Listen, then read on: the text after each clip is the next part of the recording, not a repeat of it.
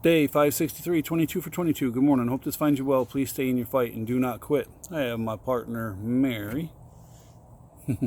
They finished school and I think she's pretty happy. Well, wish you were in school? Going to school today? Yeah, she like. Yeah. Dismissal. Thank you. All right, so today is June 6th. 75 years ago, we invaded Fortress Europe. It was largely an impossible task. Eisenhower actually had two letters, one for victory, one for defeat.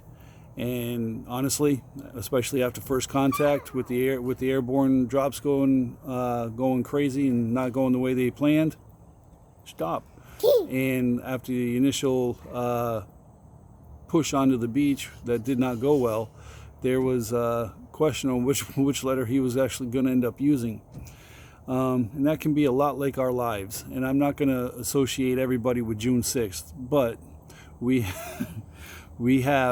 there's similarities.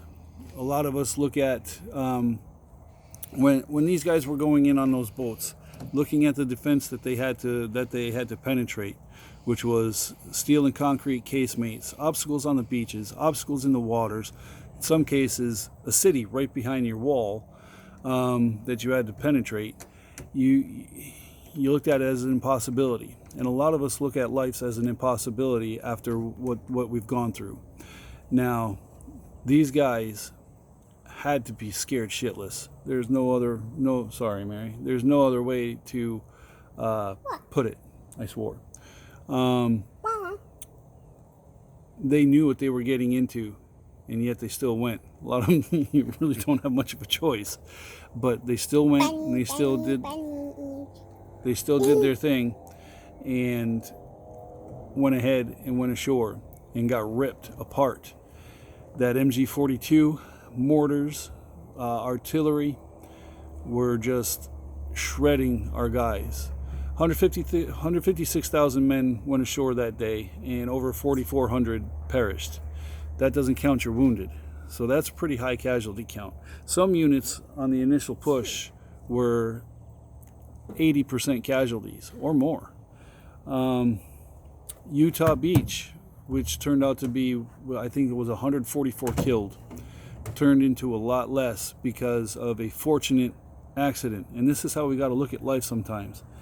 The invasion force was going ashore and it was shrouded in fog and smoke from bombing runs, and they lost their marker on the beach. They couldn't see where they were supposed to go, and they ended up about 2 miles, a little less than 2 miles south of where they were actually supposed to be. It was 4th Infantry Division, hence the reason I'm wearing a hat today. And they ended up going ashore where they weren't supposed to be. And it was fortunate, because had they gone ashore where they were supposed to be, they would have been facing much the same defense as they faced on Omaha. The area that they ended up landing in was a lot less well defended because it was getting toward Cherbourg. Now,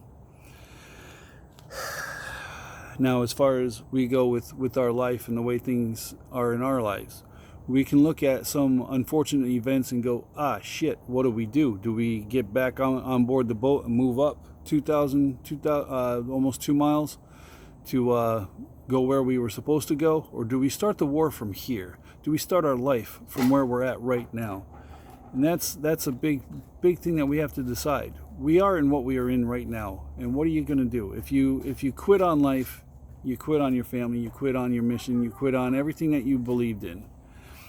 Now, those guys, and it was Teddy Roosevelt Jr., that finally made the decision with Harry Barton, the 4th Infantry Division commander, on the beach on Utah, because they were ashore, and said, we're going to start the war from here. And that's what they did. They went in and secured their breachways. They went in and did their job. To link up with the airborne that had been scattered all over Normandy. And I was there in 1994 when everything's been overgrown and largely all the Atlantic Wall has been torn down, except for save a few gun positions at Colville. I'm going to pronounce this wrong. Sur Mer, where the American cemetery is. There's also Point Du Hoc still has some of its defense is still there. Along the wall, you'll see, or along the coast, you'll see vestiges of it, but it's all overgrown.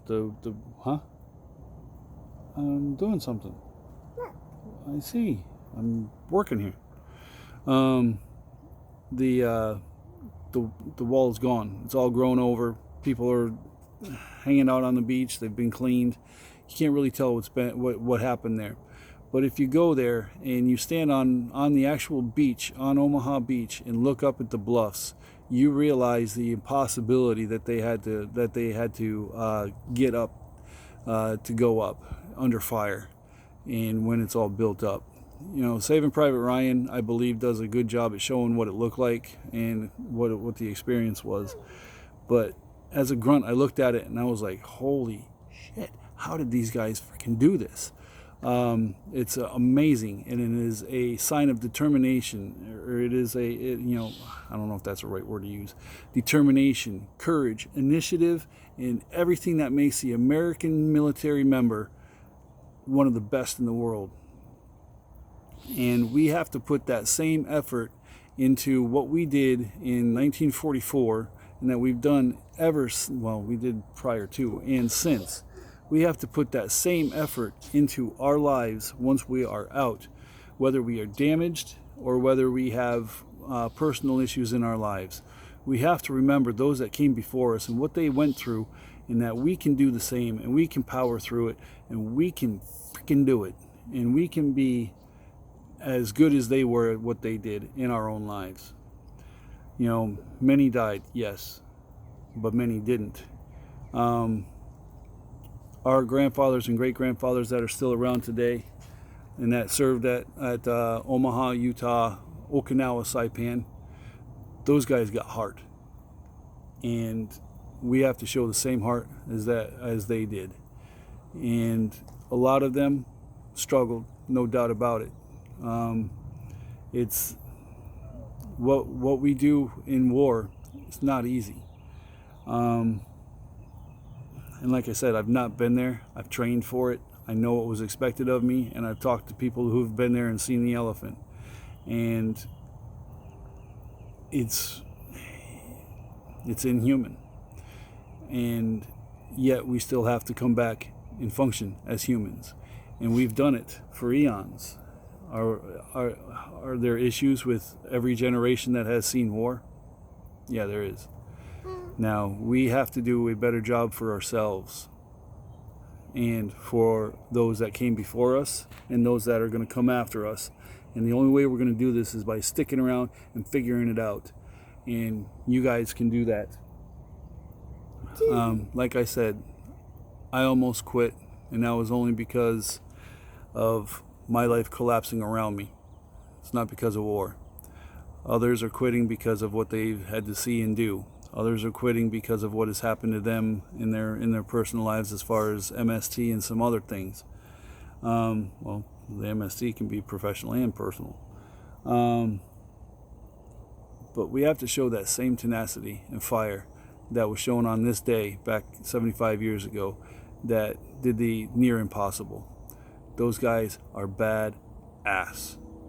All right, ready to do some push-ups?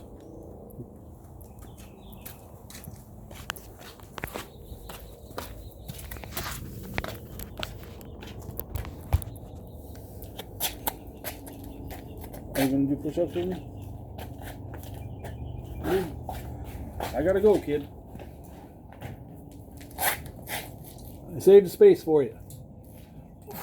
1, 2, 3, 4, 5, 6, 7, 8, 9, 10, 11, 12, 13, 14, goose, 17, 18, 19, 20, 21, 22. 1 for the airborne ranger in the sky. 1 for the infantry. 1 for the fallen. And 1 for D-Day. What's D-Day? Where we invaded Europe to save the world from Nazi Germany. Alright, so selfish plug. YouTube. That _ push-up guy, or that underscore push up underscore guy tough. Twitter at guy push up. Instagram that push up guy. Facebook Jim Tough. 16 to 27 Facebook groups. I can't get them all in. It's not working. So if you are in a group and want to see the video in there, think it would do any good in there, feel free to share from my page. Get it in there. If you need help, seek help. Get it from friends, family, professionals. There is absolutely zero shame in getting help and making sure that you are here tomorrow and the day after.